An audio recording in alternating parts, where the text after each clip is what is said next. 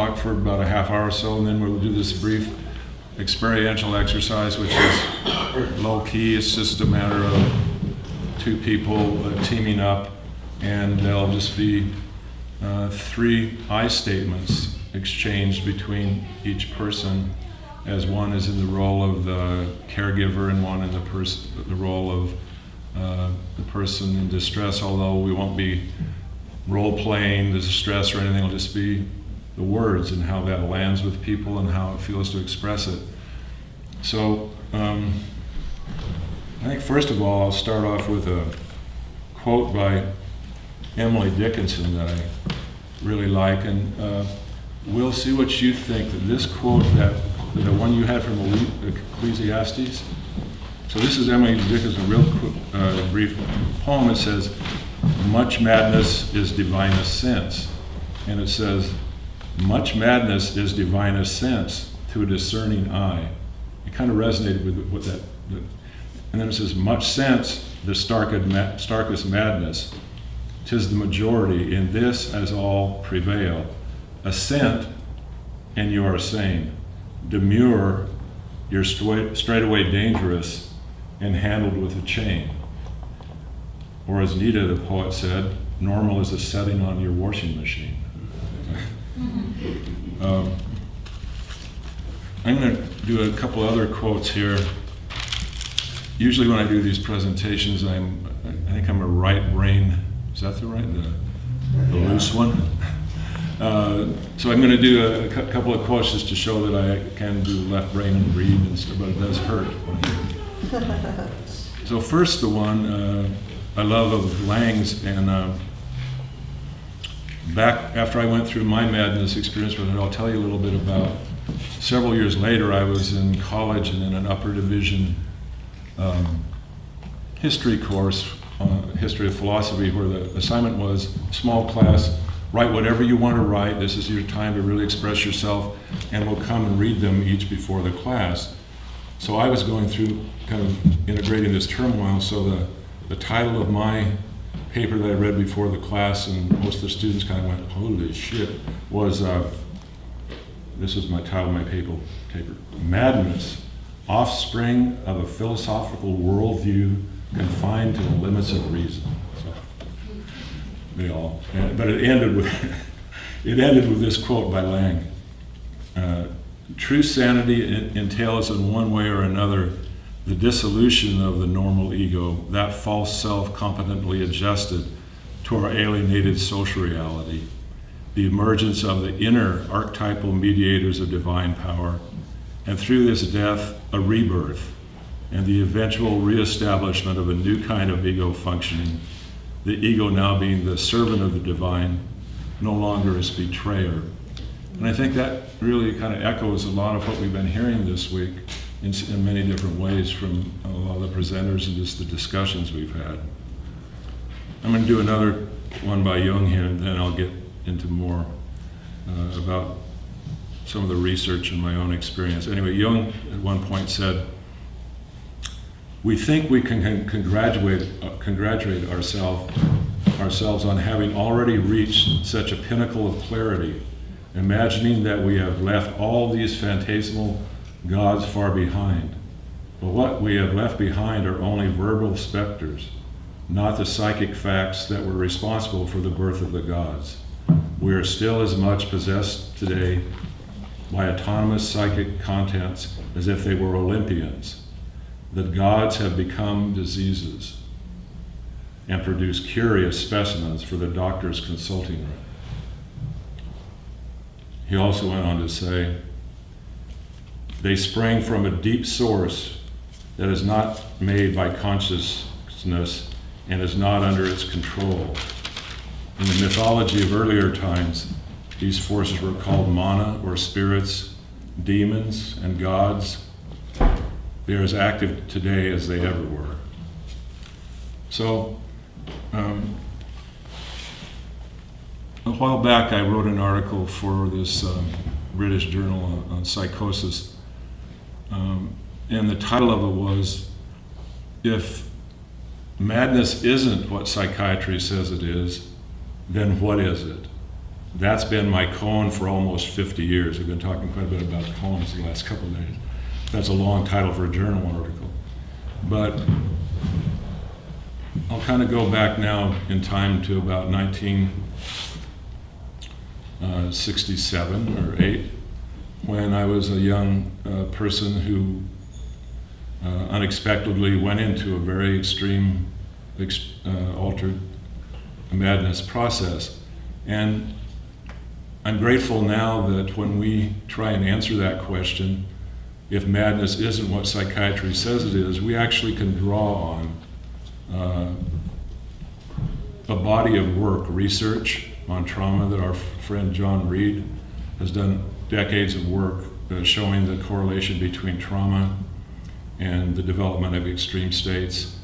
We can look at the ecology of our culture and how the distress in our culture contributes to people's trauma. I loved it the other day that Nita was talking about not all trauma is overt. That, in fact, I wrote an article on this a while back about the wounds of omission, that in our culture, this kind of capitalistic dog-eat-dog, social Darwinism, Western scientific world that Matt, I think both Jung and Lang rightfully thought was mad, we're immersed in this matrix where, we all struggle to not go under. So when I was young, these, what they're now calling Nita, kind of jokingly said, childhood adversities, sometimes the wounds we have are overt, like when I was a little boy, a little toddler, not even a toddler yet, and one of those little things, that the kids do like this to get around with, they're on wheels. I somehow put my hand on a red hot stove when I was a little boy, about 2 years old or something, and ended up in the hospital for several weeks with skin grafts and 3rd-degree burns. That's a trauma that stays in the body. I look at my hand, I don't look at it too much, but this finger is about a ½ inch shorter than the other one. But I can still get in touch with, at times, that inner child in my body that was terrified and hurt. So what I found in working with people for about the last 38 years in extreme states after I was able to function, is that there's always a backstory. There again, if it's not what psychiatry says it is, what does cause this and what is it? I see this over and over again. There's always a backstory. This happens, that happens, this happens, that happens. It's kind of like a critical mass or a perfect storm lines up. And if this one thing hadn't happened, maybe the person never would have gone into an extreme state, or one or two things. But there's always kind of for each individual is different. It lines up, and when I'm working with people, it's often kind of a part of it is some detective work to get to that place where the person is able to say, wow, it makes perfect sense that I lost it. Look what happened. All this impinged. So for me, that was started, I think, with that early physical trauma. And then I was a baby boomer born in 1946. So my mother, who, bless her, she's departed now, was a 6'1", Lauren Bacall look-alike back in Boise, Idaho in the 1940s and 50s. Who was married 5 times before I was 10 years old. And thank goodness I've never had any issues with women. How many $1,000 therapy? So my father had been in the war and came back from too many missions over Germany in the B-24, really with a lot of PTSD. And so he left my mother, and my mother then just took off this kind of proto-feminist Amazon wild woman, just took off and my sister and I were left with my great-grandmother and grandmother. So that was another wound, both parents gone. And I remember at times my mother, when she would come back every year or so, one time was memorable. She drove up with her third or fourth husband, I can't remember, in a big red Cadillac convertible. And he was sitting in front of the house smoking a cigar like this. And she goes up to the door, we're all like this. And she comes and she says, "I've come for the children," to my grandmother, who was a force of nature. And my grandmother goes, "Over my dead body, Patricia." And this guy's in the car, what's going on. But all those things are like, they're disorienting. So finally, when my mom was married the fifth time to Cornwall, my stepdad, I took his name, my real name is Nordquist, so I'm pretty much a full-blooded Swede. Anyway, life got somewhat better, but my mom, bless her again, had a touch of larceny in her soul. And she was quite a check kiter and embezzler and stuff, so she would get in trouble at different times. So we went to live with her, my sister and I, and that was kind of a rolling disaster. So this is, during the 60s, and then the Vietnam War comes along. And I have to get drafted or join the Army Reserve. So I joined the Army Reserve, kind of like George Bush, but different. I was like an anti-war kind of hippie guy up in Idaho, where all my friends went in the Marines. It was like, "What's wrong with you, Mike? Let's go kill a commie for Christ, an LBJ." And I'm going, "No." So I was really isolated and really hurting, smoking marijuana every day. And then one fateful day, I ran across some people I didn't really know that well let's do some LSD. And the first few hours of being on the LSD was wonderful, it was beautiful and everything. A couple of days after that, couldn't sleep, and I was terrified, something was going to happen. And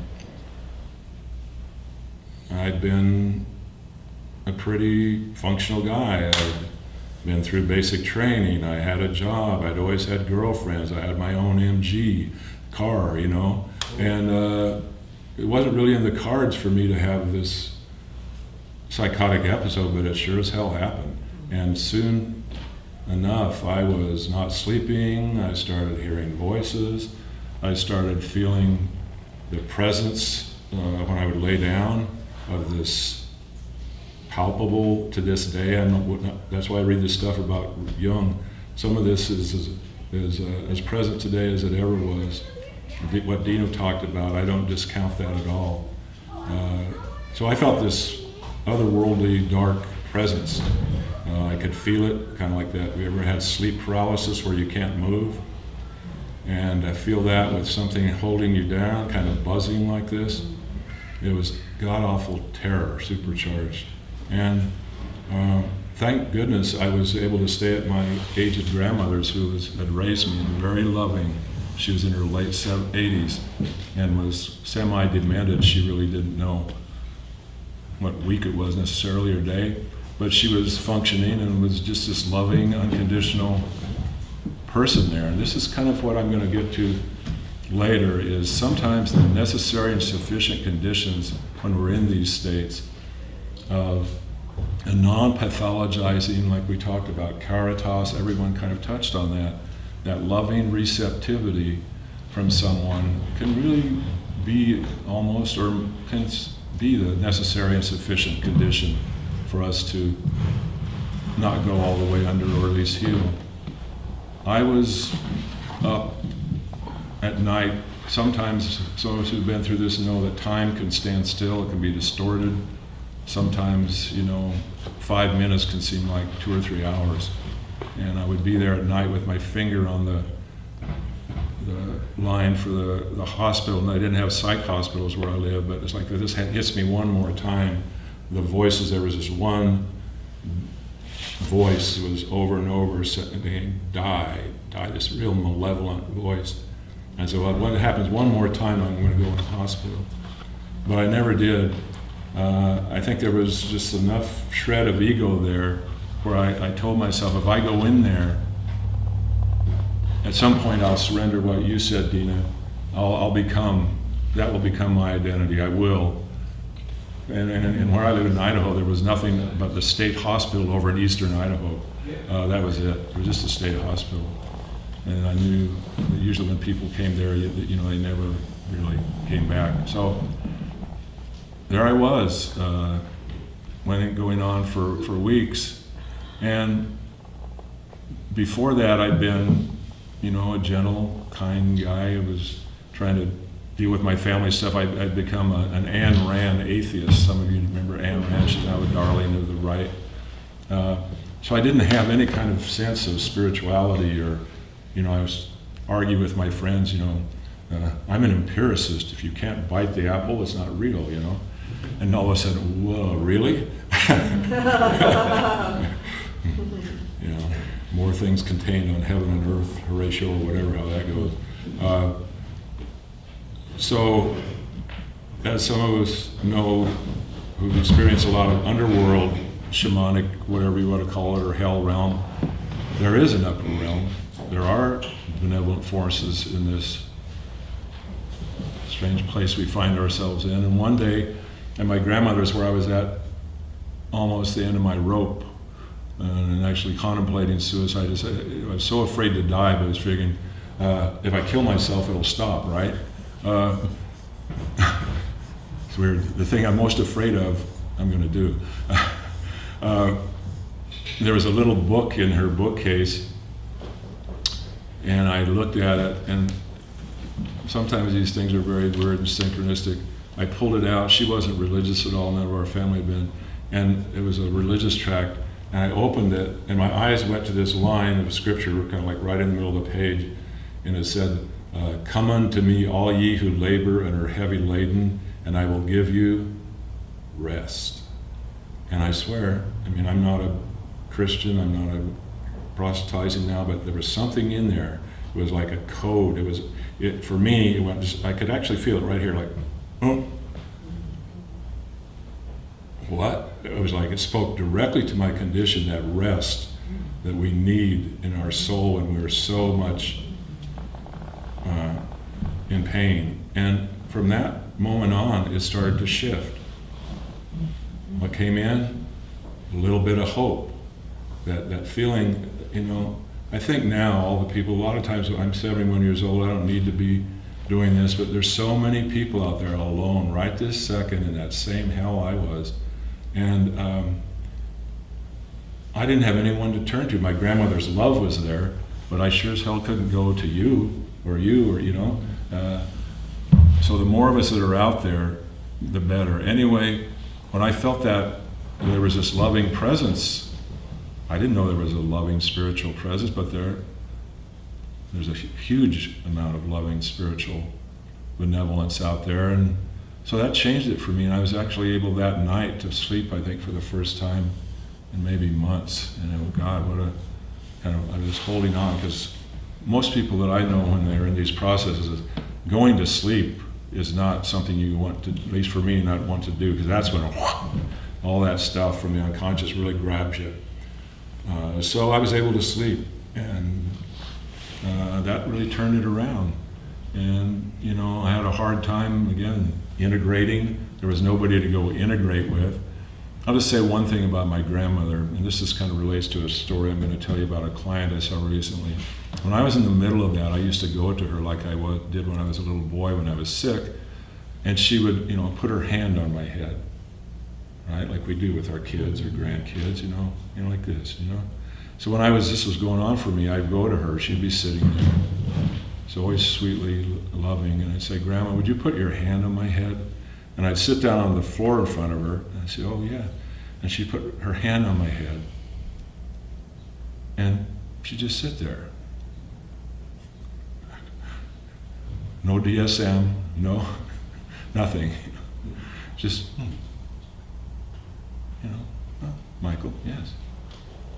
And at one point, the only thing she ever said was, oh, Michael, you'll feel better soon.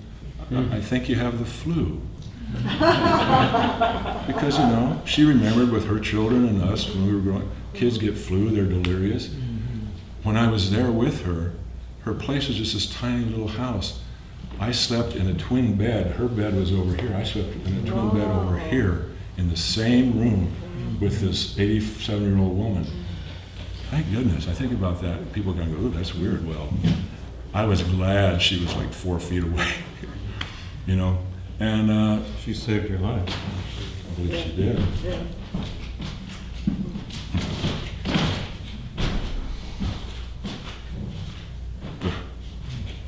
Well, several months ago, a family called me. I ended up,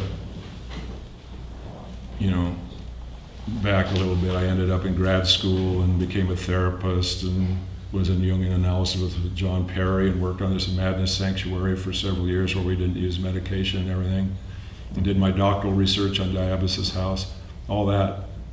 Maybe I'll talk about that a little bit, but kind of fast forward that same experience that my grandmother gave and that I kind of found out of necessity when I would be with these people in extreme states at this one place called I Ward where I worked. And there's a link in that article I sent you called Remembering a Medication-Free Madness Sanctuary. It was open for 8 years. It was one of these programs that grew out of Eslin's Agnew's project. It was in Contra Costa County at Martinez. No medications, no restraints, no diagnosis. It was amazing. Back then, in the 70s, there were 3 of them in the Bay Area, Diabasis, Soteria, and I Ward. And when I worked there, you would go in. I remember the first person I went in, I'd been there for about a week on probation. I realized I'd quit my job at a high-end psychiatric hospital where I was an intern to go to work at this I Ward place. And when I got there, they said, well, actually, we need to see if you'll work out. So, in a week or so, we may need to let you go. I go, oh, I already quit my job. So one day I came to work. They said, we need to have you just there with the people, the residents, 20 young people in these first episodes, full-blown, no medication. I Ward, we took all comers, no matter how violent they were. And no matter what caused it. No matter what, yeah. But it was so we had an ironclad MOU with the county that anyone who touched down in our system anywhere in their first psychotic episode came directly to us.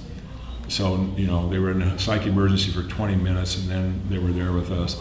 So after I was there for about a week, being observed by the staff whether I could hang out with this energy. And I'll tell you, when you walk into a place with 20 young people in these states, not all of them would be that ramped up at once, but maybe 5 or 6, the hair would actually stand up on the back of my neck. All the psychic, there's a lot of psychic stuff goes on with real florid acute so-called psychosis and just uncanny, all this archetypal energy. So the first person I was assigned to work with, I came to work one day on the PM shift, and my supervisor's kind of standing in the doorway. It was almost like a ritual. He's standing there going, Michael, yes, we've decided you can do the work. That's what they called it, the work. It was like a sacred thing, and people who worked there knew you're willing to work down the hill at J Ward. They have 7 beds, iron beds with 4-point restraints. Now, we're going to let these people, who a lot of them when they were in their process of rage, would go berserk. We would hold them. We would not medicate them. We would not restrain them. So, people would get punched, people would get hurt, the staff. But if you couldn't hang with that, then you weren't going to make it there. So anyway, he said, we've decided you can do the work. Your first responsibility is in the back day room. I said, well, who is it? He goes, just go find out. So I walked back there, and on a table about that high, there's a young woman completely nude in her early 20s in a completely ecstatic transport. She's standing there like this going, heavenly, heavenly, heavenly, heavenly. I went, oh man, what am I gonna do? I felt, completely like, I don't know what to do. So I just, felt really over my head and stupid. I kind of went, hello, I'm Michael. She was like Saint Teresa or something in this state, right? And so I stood there with her for quite a while and just was there. And at some point, I went and got a blanket and kind of held it up. And at some point, she kind of slipped out of that full-blown state and got down and put the blanket around and went to her room. And again, what had lined up that had caused that for her? There were no real drugs involved, but she was a young mother, overwhelmed with too many kids, a husband who was not that there for her, and other things we found out back in her family history. Anyway, whatever it was lined up and tipped her over. So a couple of days she was in that full-blown ecstatic, beatific, light state. She was in the upper realm as Nita was talking.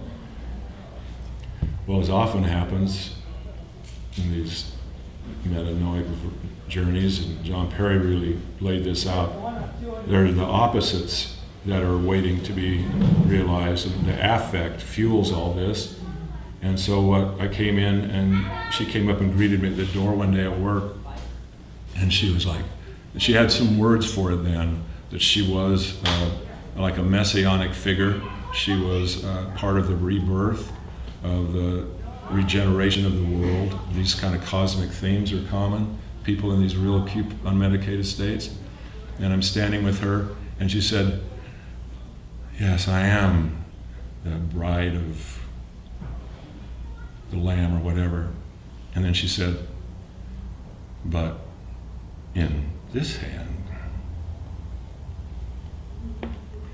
I am the daughter of Satan. And I went, holy shit. It was like the hair stood up on my neck, you know. What am I going to do with this? And then she kind of went,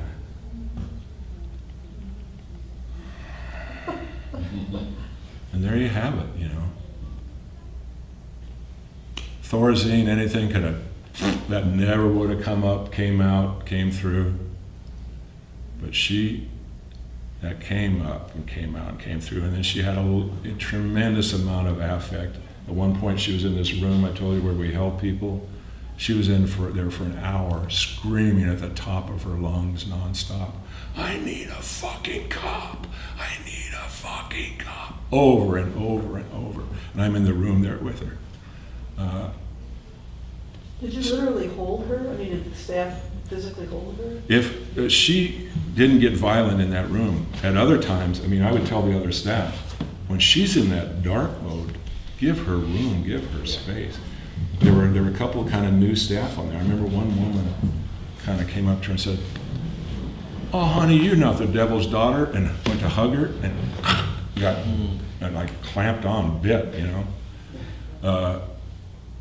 So she wasn't someone that we held in the room. Yeah. But after that sanctuary closed, I worked in that clinic that, I mean, accounted for another 25 years, so I saw a lot of people who went through there. There was about, like diabetes and soteria, about 20% of the people who didn't get diverted from the system. She got completely diverted from the system. She went through what she needed to do. 7 or 8 years later, she called me on the phone. I was working in an outpatient clinic, and she said, asked me if I could have a referral for one of her family members who's got an alcohol problem. And I was kind of, wow, it's her. And at some point, I helped her, and I said, how are you doing? I'm just curious. You know, I haven't heard from you since I ward. And there was this long pause. And then kind of matter-of-factly, she kind of laughed. She says, like I should have known this. She goes, oh, Michael, I got all mine out on I ward. So whatever she needed to do, and there was so much affect there. John Perry, I loved it, kind of redefined the archetype as an affect image. My sense is so much that we're really emotional beings first, and talking about language and symbology and thought and everything. You know, when you look at a little kid, I had this, again, shown to me with my little granddaughter. You know, when we're babies, we're little kids, it's total expressing the affect. There's no formation of words, thoughts yet. And then when we develop the words and the symbols, that creates a whole nother universe for us. But in the work I do with people, I'm always like, where's the emotion that is creating these words? What emotion is going on that is fostering these thoughts? What emotion is going on that is creating this imagery? terror can create imagery of terror. Yeah, there is a feedback loop. If it's like focused on, it can magnify it. But so kind of like in terms of first cause, when I work with people who read my own process or my dreams, what emotion is there first? So I'd like to give an example. I don't know how our time is, of someone. I guess let me say, out of necessity, being with her, and when I did my diabetes research, the central finding of that was another sanctuary like this, small residential one. Central finding was that there is a way of being with people in extreme states that can approximate the necessary and sufficient conditions to help them when they're in that state, and it has to do with a receptivity, cognitive openness, and not pathologizing them. Take that off the table.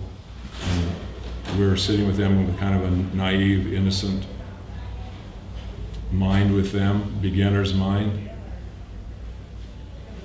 Physically, subjectively, if we're able to ground ourselves and be centered in the presence of someone who's in a real extreme state, and then if we can subjectively then touch into that caritas, that state that Lang, people saw him do, then that way of being with people is what can really tip the scales in their favor. Several years ago, I thought I'd take the plunge and start making proposals to do workshops, and the name of them would be Responding to Madness with Loving Receptivity. And I thought, I'm going to get a lot of flack, especially this one conference was for the California Association of Rehabilitation Agencies, CASRA, which, a lot of people show up to that who are frontline psychiatrists and therapists and everything. And so they approved me doing the workshop, and I thought, maybe 5 or 10 people will show up, who are kind of preaching to the choir, or a bunch of people will show up with rotten tomatoes. And I'm sitting there in this room, and 80 people showed up. 80 people. And a lot of them were frontline, kind of hardcore mental health workers. And they came up to me afterwards and they said, you used the L word. I go, yeah. He said, we're not supposed to feel that, but we do, right? I go, yeah. And that's why you're helping them.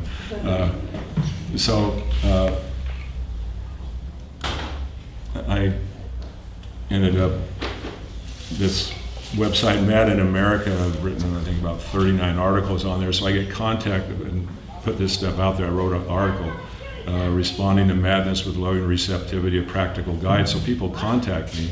It's been really kind of overwhelming because there's such an enormous unmet need out there.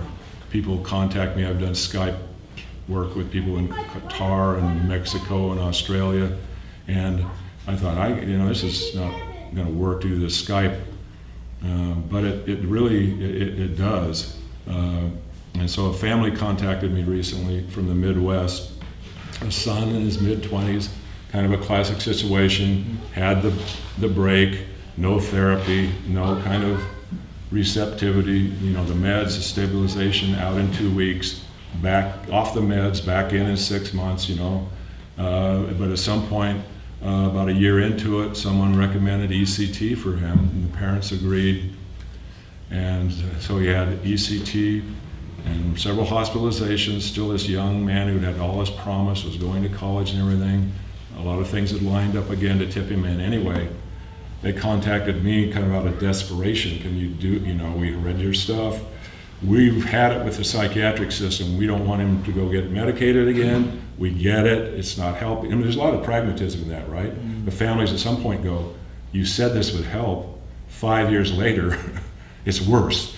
So it was pretty bad for him because he was in a semi-catatonic state. He hadn't spoken in 3 months. He'd say like one word, but he hadn't said a complete sentence in 3 months. They were at a loss. If we take him back to the hospital, but what are we going to do? He's like totally deteriorating here.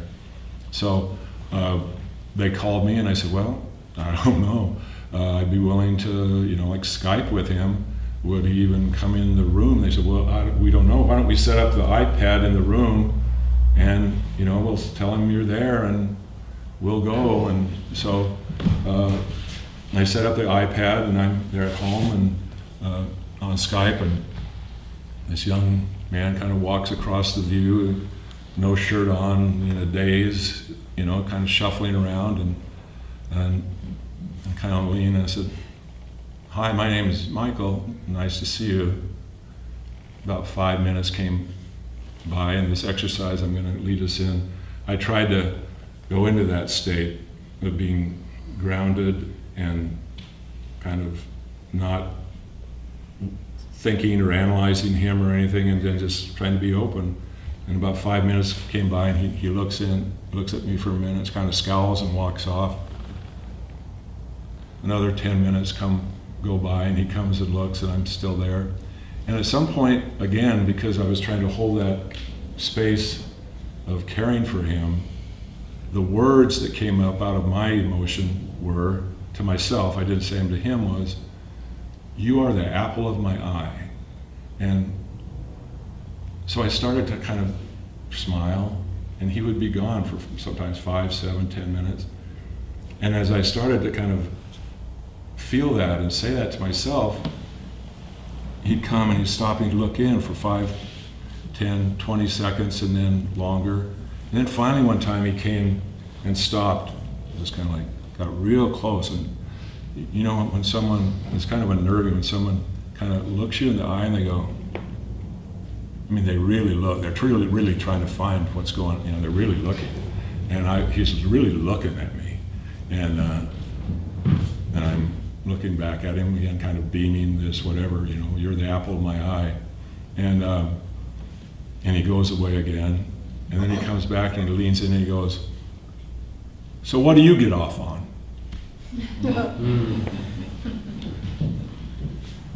I won't say what unbidden flashed before my eyes. I didn't say it to him. It's weird, isn't it? That's kind of a projective test. So, what do you get off on? In this case, it was sexual. But that wouldn't have been helpful. So I said to him, I said, that just happened for a quick second. I said, "I really love nature." I said, "I love to go out every day down by the river where I live." And I realized later that, like Nita was saying, trying to kind of enter his world, I was trying to bring in some sensory evidence of a world where he had been so much in the dark there. And I said, "I love going down by the river, and I love the way it smells, and I love hearing, the seagulls going by. I love that feeling of the wind on my face." And I said, "And I really love meeting new people." And he looked at me and leaves, goes away. And I guess if he'd stayed longer, I might have said, although that's always tricky for me, is like, now should I ask him what he likes to do? But anyway, he just kind of went away then. And the parents came in, they'd been sitting at the door listening, going, "That's the first thing he said in 3 months." I said, "Well, that's good. I didn't know that was going to happen, but let's see what happens. I'll see him again in 2 days." And the next day I get an email from the mom saying, "Well, he's running all around the house naked, talking nonstop." I guess that's progress. So the next day we do the Skype session, and he's in the room, and he takes the iPad. This is interesting for you psychoanalysts, maybe. He takes the iPad and puts it on the floor. And then, so I'm like this, Yeah. Say that's the iPad. And then he stands up over like this, like he's Zeus or something. And he goes, he's scowling at me, like, and he didn't say anything, but he's looking at me. And then he goes away for 5 minutes. Again. I go, well, this is, what's next, So I hear a bunch of noise, and he's gathering up a bunch of paper and cardboard, and he brings it over, and I'm laying there, and I'm being buried alive, He covers it up.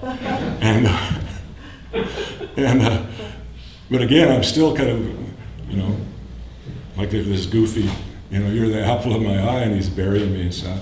And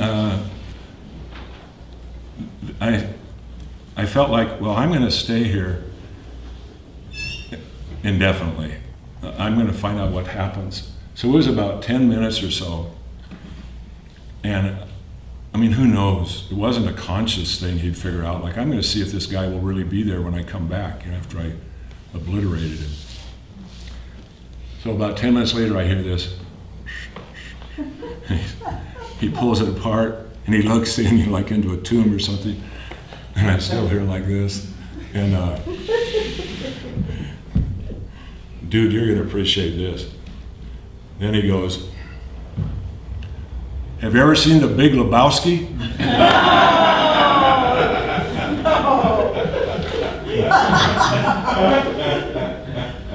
Yeah, I love that movie. So he asked me a couple of questions about The Big Lebowski, and I said, what about some of those other Coen Brothers movies? And he goes, well, I really like Raising Arizona. And we talked a little about Raising Arizona. What about Oh Brother, Where Art Thou? And we talked about that a little bit. So I guess what happened was I'd entered his world, and all of a sudden we had this budding relationship, and it went on from there. And sometimes Skype a couple times a week, and he started bringing out things that he'd written, and he'd show me, and he had his guitar there, and we talk about music and everything. And at one point, this parent suggested, well, do you think maybe we could be part of this? And I said, well, why don't you ask him? And so it ended up from him being in the house for 3 months without complete sentences till I'm there on Skype with his mother and father and him and his younger sister and his brother Skyping in from Austria. And we're doing a family session on Skype. And it really turned the tide for him, and he started getting connected with some real people. I wish I'd lived there in the mental health system. A young woman connected with him, and they started spending, a case manager or something. And pretty soon he was going out and doing pickup basketball games at the nearby place. And I mean, that's a really dramatic thing. But there's been a few kind of like that. Dina and I worked with some young man who had been kind of lost in his voices, and we spent 3 or 4 different times just lunch over the few weeks eating burritos with him, and then we never asked him any questions or grilled him. And at some point he turned to you and asked you, what's your favorite superhero?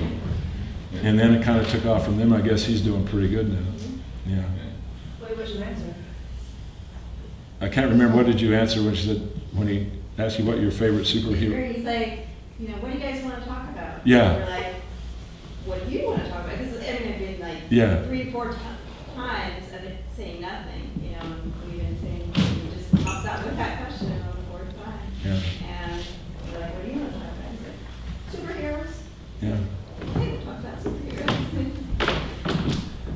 I think there's something there more than just the being available in that way.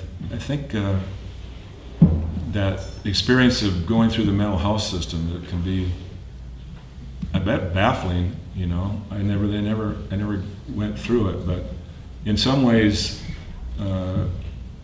having those constant questions and assessments and everything. When I work with families now who have someone who's kind of stuck like this, my advice to them is really try to dial back the number of questions you ask. That kind of constant questioning. How are you doing, right? Are you okay? All that testing. At some point, if the person doesn't want you in there, they're just going to go, you're out of here, So maybe we could shift and maybe do a little, yeah, dude. Why don't we save the questions for after the... Okay, can we do that, dude? Can we save it till after we do the experiential exercise? Oh, okay. Okay, thank you. Let's do that. So for this, if you can find someone, just someone to turn your chair directly to them, just take a few minutes, kind of team up with someone. So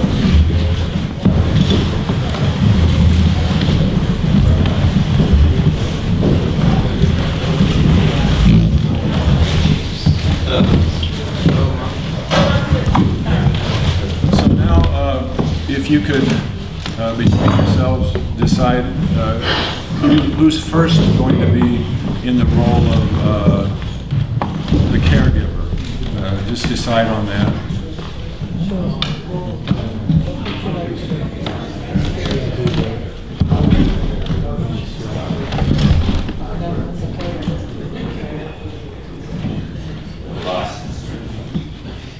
So are some people not wanting to do the exercise, or can you find someone to turn and sit face to face with?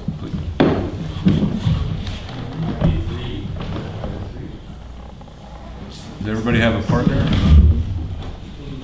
Monica, do you want to come be with Michael? Oh, you're okay, got it, I'm sorry. Okay. So everybody has a partner. Okay, so we'll start by just, if you wish to close your eyes, you can, or not. Do you need a partner, Chelsea? No, please, come be with Michael.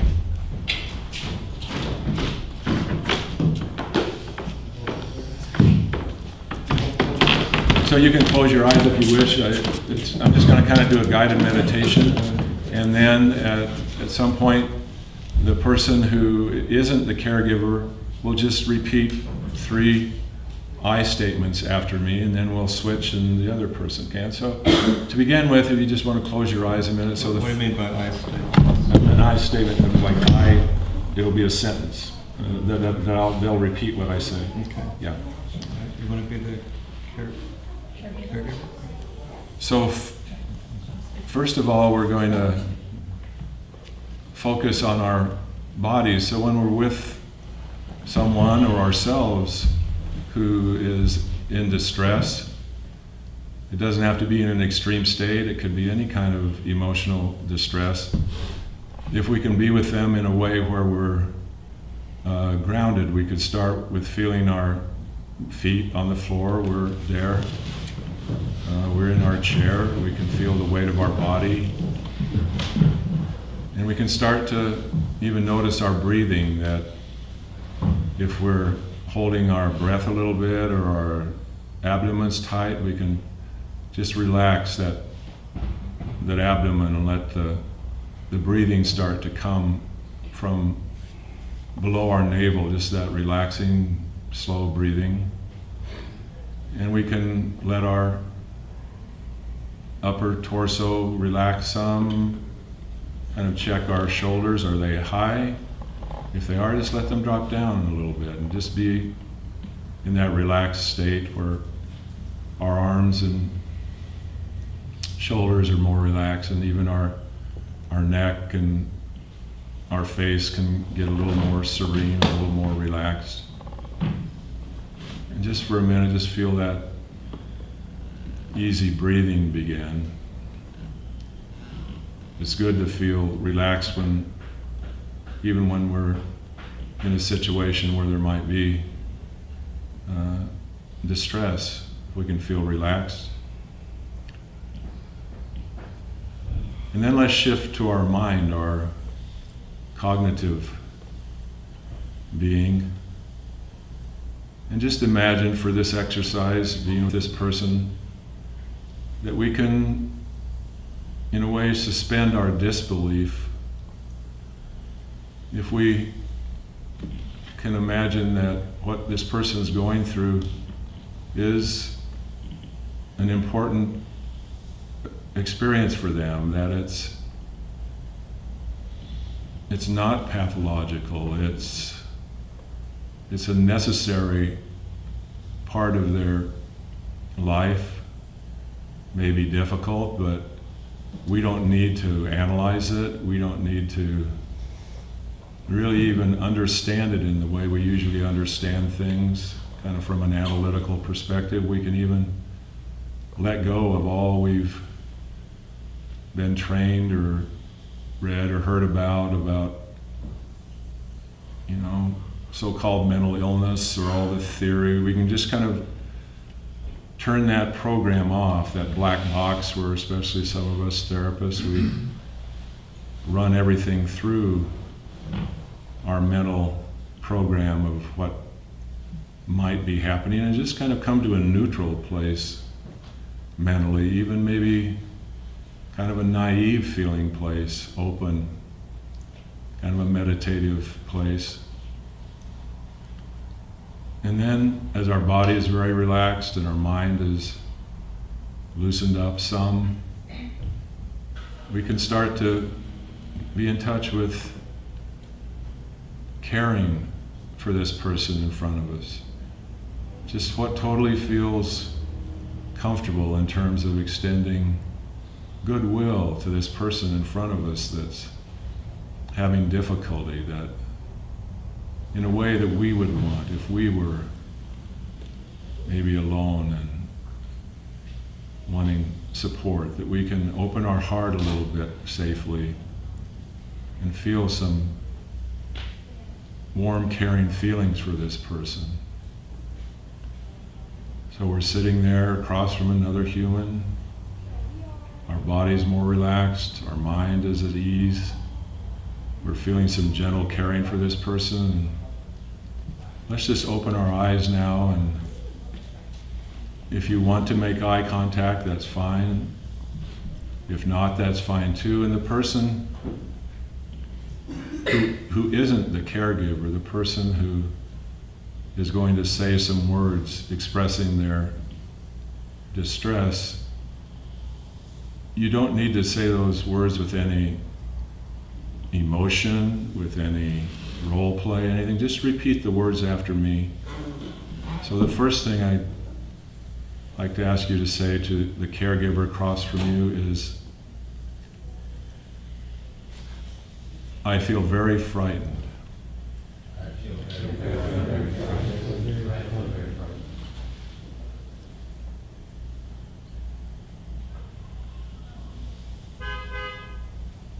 And the second thing to say is, I feel very angry.